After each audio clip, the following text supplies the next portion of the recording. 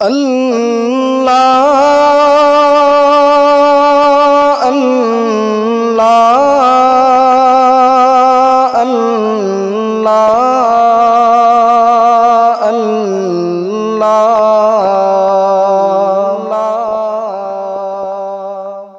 اللہ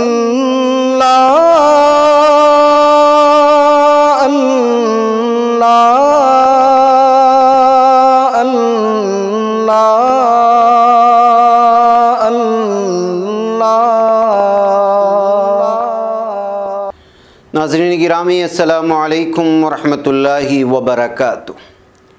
میں ہوں آپ کا میزبان انصار عزیز ندوی، اور آپ اس وقت سیدھی بات ٹی وی چینل کے جاری پروگرام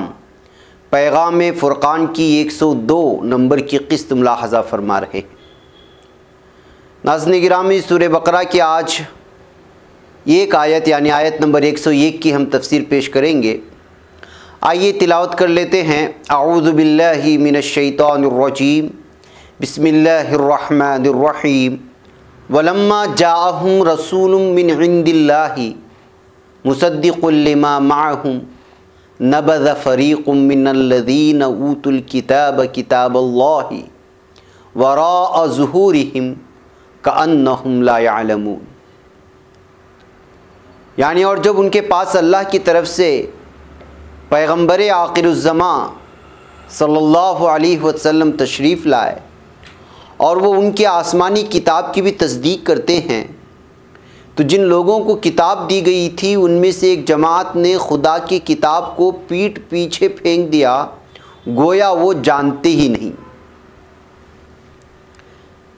اس کا ایک ٹکڑا ملاحظہ فرمائیں کہ وَلَمَّا جَاءَهُمْ رَسُولٌ مِّنْ عِنْدِ اللَّهِ، یعنی اور جب ان کے پاس اللہ کی طرف سے پیغمبر آخر الزمان تشریف لائے، اللہ کے رسول حضرت محمد مصطفیٰ صلی اللہ علیہ وسلم ان کے پاس اللہ کی طرف سے تشریف لائے۔ ان کا دعویٰ نبوت خود ساختہ نہیں ہے، بلکہ وہ مالک کائنات کی طرف سے آئے ہیں۔ اس کے بعد ارشاد فرمایا گیا مصدق لما معہم، یعنی اور وہ ان کی آسمانی کتاب کی بھی تصدیق کرتے ہیں۔ آپ صلی اللہ علیہ وسلم نہ صرف قرآن کی شکل میں اللہ کا پیغام پیش کرتے ہیں، بلکہ وہ اس کتاب یعنی تورات کی بھی تصدیق فرماتے ہیں جو ان کے پاس ہے، یعنی پہلے سے موجود ہے۔ ناظرین، صداقت ہمیشہ صداقت ہی رہتی ہے۔ قرآن حکیم نے ان تمام صداقتوں کو تسلیم کیا ہے جو اللہ کی طرف سے نازل ہوئیں۔ تمام انبیاء علیہ السلام کی بنیادی تعلیم اللہ تعالیٰ کی توحید کا اقرار ہے۔ اس کے علاوہ اخلاقیات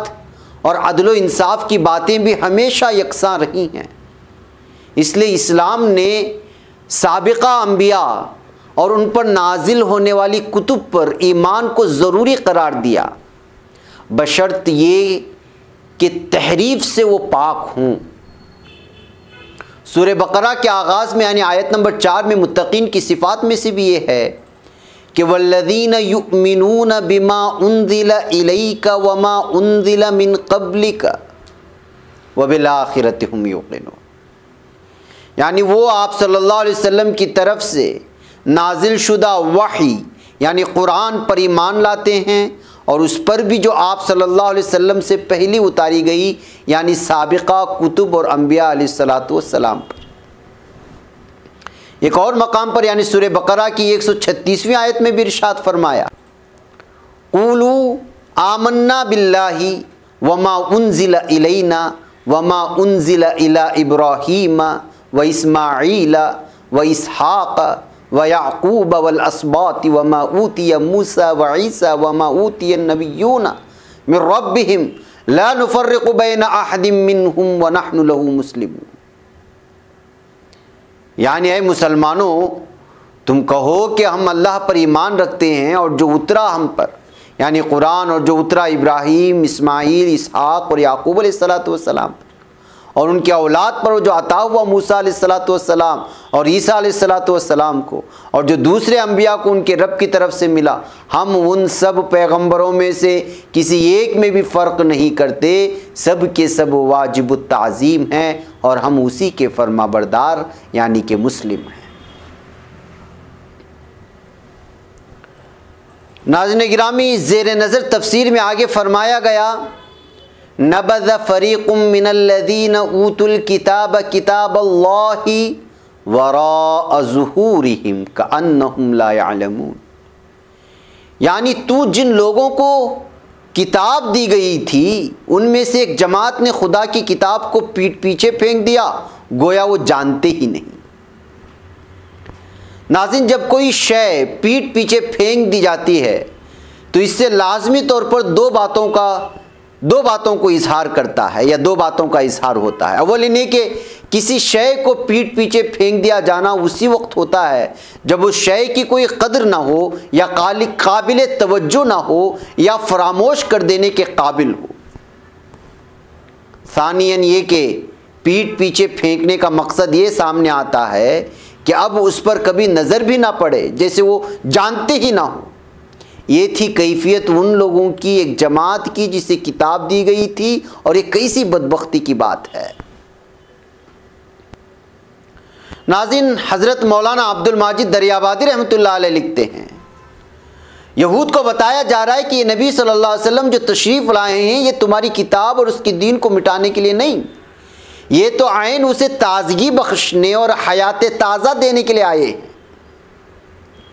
دوسرے لفظوں میں یوں کہہ سکتے ہیں کہ ہماری ایمان کی تکمیل اسی وقت ہوگی جب ہم دل و جان سے سب انبیاء کرام کی تعظیم کریں گے، جبکہ اطاعت صرف اور صرف خاتم النبیین حضور اکرم صلی اللہ علیہ وسلم کی ہے۔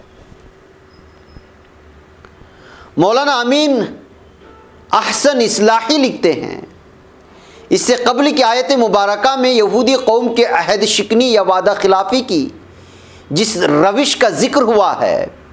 اس آیت میں اسی کی واقعاتی شہادت پیش کر دی گئی ہے کہ دیکھو جب ان کے پاس اللہ کی طرف سے ایک رسول آیا جو ان پیشنگوئیوں کے بالکل مطابق ہے جو ان کے پاس پہلے سے موجود ہیں، تو ان کے ایک گروہ نے اللہ کی کتاب کو اس طرح پیچھے پھینک دیا گویا اس سے کبھی بھی آشنا نہیں رہے۔ رسول سے مراد نبی اکرم صلی اللہ علیہ وسلم ہے۔ لفظ اگرچہ نکرہ کی صورت میں استعمال ہوا ہے لیکن بعد کی صفات اور سیاق و سباق سے مراد متعین ہو جاتی ہے، نیز اس سے رسول اکرم صلی اللہ علیہ وسلم کی عظمت کا اظہار ہوتا ہے۔ کتاب اللہ سے مراد تورات بھی ہو سکتی ہے اور قرآن بھی۔ تورات مراد لینے سے مطلب یہ ہوگا کہ ان اہل کتاب نے اہل کتاب ہو کر اللہ کی کتاب کو نبی اکرم صلی اللہ علیہ وسلم کے معاملے میں اس طرح نظر انداز کیا گویا اس کو جانتے ہی نہیں تھے۔ اور قرآن مجید مراد لینے کی صورت میں مطلب یہ ہوگا کہ اہل کتاب ہونے کی وجہ سے اللہ کی طرف سے آئی ہوئی ایک کتاب کو شناخت کرنے کے سب سے زیادہ اگر اہل تھے تو وہ یہی یہود تھے۔ اس لیے یہ ایک آسمانی کتاب کے وارث اور امین ہونے کے مدعی بھی تھے، اور اس طرح کی ایک کتاب یعنی قرآن اور خاتم النبیین محمد صلی اللہ علیہ وسلم کے آنے کی پہلے سے ان کو خبر بھی تھی، لیکن ضد اور حسد کا برا ہو کے اہل کتاب ہو کر وہ اللہ کی کتاب کو اس طرح پیٹھ پیچھے پھینک رہے ہیں گویا کہ اس کو جانتے ہی نہیں۔ جی ہاں ناظرین گرامی، اسی کی جانب اس آیت میں اشارہ دیا گیا ہے کہ کس طرح سے وہ قرآن کا انکار کیا، آپ صلی اللہ علیہ وسلم کا انکار کیا، اور ایسے لوگوں نے انکار کیا جن کو عادت تھی، جن کو اہل کتاب کہا جاتا تھا۔ اس آیت میں اسی جانب اشارہ کیا گیا ہے۔ بہرکیف ناظرین گرامی، اس آیت کی حکمت یہ ہے کہ اب میرے اور آپ کے ہاتھ میں قرآن پاک ہے، اگر ہم اس کی تعلیمات پر عمل نہیں کریں گے تو پھر اس آیت میں یا قرآن کو پس پش ڈالنے کی جتنی بھی وعیدیں آئی ہیں ان سب کے جو ہے ہم مستحق ٹھہرائے جائیں گے۔ میں کہ ناظرین وقت ہو چلا ہے، مجھے یہاں پر اجازت دیں، انشاءاللہ اگلی آیتوں کی تفسیر کے ساتھ پھر ملاقات ہوگی۔ والسلام علیکم ورحمۃ اللہ وبرکاتہ۔ اللہ